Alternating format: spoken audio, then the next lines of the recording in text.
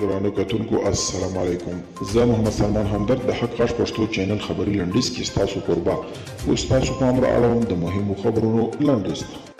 له روغتیا پالانو سره د خلکو د ناوړه چلند په اړه د عامې روغتیا وزارت شکایت کړی. د افغانستان د عامې روغتیا وزارت سرپرست وحید مجروح شکایت کړی چې د کابل محمد علي جناح روغتون کې د یوه کورونایي ناروغي تر مړینې وروسته د مړو خپلوانو ډاکټر سخت وهلي ډبولی دي.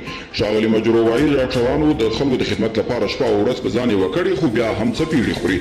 عادله راز وایي فساد سره مبارزه کوو، خو لا زیات نړیوالې همکاري ته اړتیا ده. ملګرو ملتونو کې افغانستان استازي عادله راز وایي چې د فساد او سازمان شوي جرایم سره تړلي دي، نو په دې برخه کې نړیوالې همکاري د لا زیاتېدو اړتیا ده. ښاغلي راز د افغان حکومت د هوډ یادونه کړې او ډاډ یې ورکړی دی چې د فساد ورکولو او د قانون حاکمیت لپاره هڅې کیږي.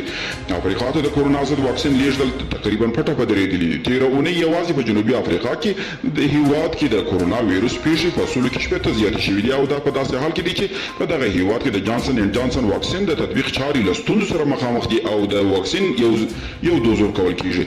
او د پاکستان یوې محکمې په اعدام محکوم شوي یوې مسیحي جوړې ته برات ورکړ. پاکستان کې د عیسوي جوړه د 2014 کال کې وروسته تر دې زنداني شول چې د اسلام پیغمبر په سپکاوي تورن شول. اسلامي مقدساتو ته سپکاوي پاکستان کې حساسه موضوع ده، خو د اروپا پارلمان پر پاکستان له دې کبله انتقاد کړی چې د اقلیت مذهبي ډلو خوندیتوب کې پاته راغلي دي.